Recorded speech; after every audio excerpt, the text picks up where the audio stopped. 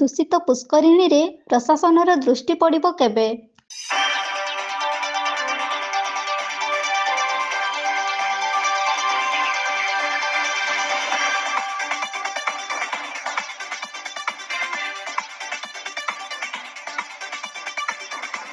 ମଣିଷ ଜୀବନ ଚଳଣି ମଧ୍ୟରେ ସକାଳୁ ସକାଳୁ ଉଠିଲା ବେଳେ ଆବଶ୍ୟକ ପଡ଼ିଥାଏ ପୋଖରୀ କିମ୍ବା ନଈଟିଏ, ଯେଉଁଠି ଗ୍ରାମବାସୀ ଗାଧୋଇ ତାଙ୍କ ଜୀବନଚର୍ଯ୍ୟାର ଆରମ୍ଭ କରିଥାନ୍ତି।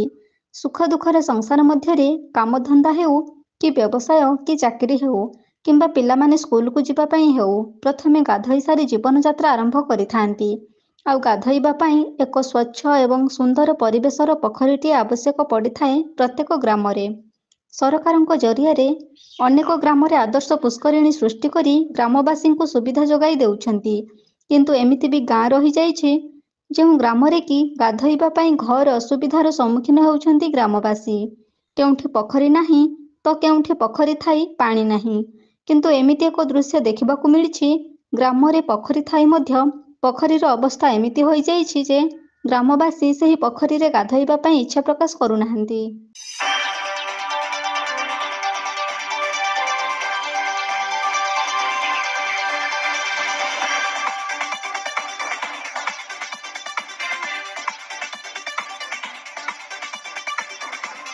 କେନ୍ଦୁଝର ଜିଲ୍ଲା ସାହାରପଡ଼ା ବ୍ଲକ ଅନ୍ତର୍ଗତ ସିଲିପଦା ଗ୍ରାମ ପଞ୍ଚାୟତର ବଲାଣିବସି ଗ୍ରାମରେ ବସବାସ କରନ୍ତି ଅନେକ ପରିବାର। ସେହି ଗ୍ରାମର ବେହେରା ସାହିରେ ରହିଛି ଏକ ପୋଖରୀ, ଯେଉଁ ପୋଖରୀର ଦୁରାବସ୍ଥା ଦେଖିଲେ ସାଧାରଣ ଲୋକଟିଏ ଗାଧୋଇବାକୁ ଇଚ୍ଛା ପ୍ରକାଶ କରିନଥାଏ। ଦୀର୍ଘ ଦିନ ହେଲା ଏହି ପୋଖରୀରେ ପଙ୍କ ଉଦ୍ଧାର କରାଯାଇ ନାହିଁ। ଅଳିଆ ଆବର୍ଜନାରେ ପରିପୂର୍ଣ୍ଣ ହୋଇ ରହିଛି ଏହି ପୋଖରୀ। ଯେଉଁ ପୋଖରୀରେ ବେହେରା ସାହି ସହିତ ନାୟକ ସାହି, ନୂଆ ସାହି ଗାଧୋଇବା ପାଇଁ ନିର୍ଭର କରିଥାନ୍ତି। ପୋଖରୀରେ ମାଛ ଚାଷ କରାଯାଉଥିବା ଯୋଗୁଁ ପୋଖରୀ ଭିତରେ ବାଉଁଶ କଣ୍ଟା ପକାଯାଇଥିବା ବେଳେ ପୋଖରୀରେ ଗୋବର ପକାଇ ପାଣିକୁ ଦୂଷିତ କରି ଦିଆଯାଇଛି। ତା ସହିତ ପୋଖରୀ ସାରା ଏବଂ ହୁଡ଼ାରେ ଅନାବନା ଘାସ ହୋଇ ପରିବେଶ ଦୂଷିତ ହୋଇ ରହିଛି।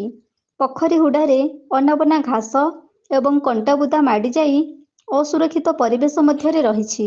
ପୋଖରୀରେ ଗାଧୋଇବା ପାଇଁ ପାହାଚର ବ୍ୟବସ୍ଥା ନଥିବା ବେଳେ ଯଦି ବା କେହି ପରିସ୍ଥିତିରେ ପଡ଼ି ଗାଧୋଉଛନ୍ତି, ତାହେଲେ ଦେହ କୁଣ୍ଡେଇ ହେଉଛି ବୋଲି ଗାଁ ଲୋକ ପ୍ରକାଶ କରିଛନ୍ତି।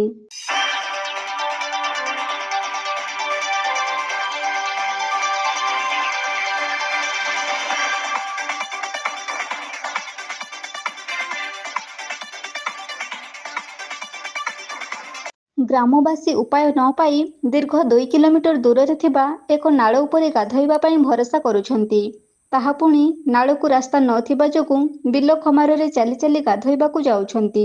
ବଲାଣିବସି ଗ୍ରାମବାସୀ ଗାଧୋଇବା ପାଇଁ ଘୋର ଅସୁବିଧାର ସମ୍ମୁଖୀନ ହେଉଥିବା ବେଳେ ପ୍ରଶାସନର ଦୃଷ୍ଟି ଏ ଗାଁ ଉପରେ ପଡ଼ିପାରୁନାହିଁ। ଗାଁରେ ପୋଖରୀ ଥାଇ ବି ପୋଖରୀକୁ ପୁନରୁଦ୍ଧାର କରି ଗାଧୋଇବା ଉପଯୋଗୀ ନ ହେବା କେତେ ନିନ୍ଦନୀୟ ବିଷୟ, ଏହା ବୋଧେ ପ୍ରଶାସନ ଜାଣିପାରୁନାହିଁ। ଏବେ ଖରାଦିନ ଆସୁଥିବା ଯୋଗୁଁ ଗ୍ରାମବାସୀ ଗାଧୋଇବା ପାଇଁ ବହୁ ଅସୁବିଧାର ସମ୍ମୁଖୀନ ହେବେ। ତା ସହିତ ଗାଈ ବଳଦ ସେହି ପୋଖରୀର ଦୂଷିତ ପାଣି ପିଇ ରୋଗରେ ପୀଡ଼ିତ ହେବାର ସମ୍ଭାବନା ରହିଛି। ପ୍ରଶାସନ ଯଥାଶୀଘ୍ର ପଦକ୍ଷେପ ନେଇ ପୋଖରୀକୁ ପୁନରୁଦ୍ଧାର କରିବା ପାଇଁ ଗ୍ରାମବାସୀ ପ୍ରଶାସନ ପାଖରେ ଅନୁରୋଧ କରିଛନ୍ତି।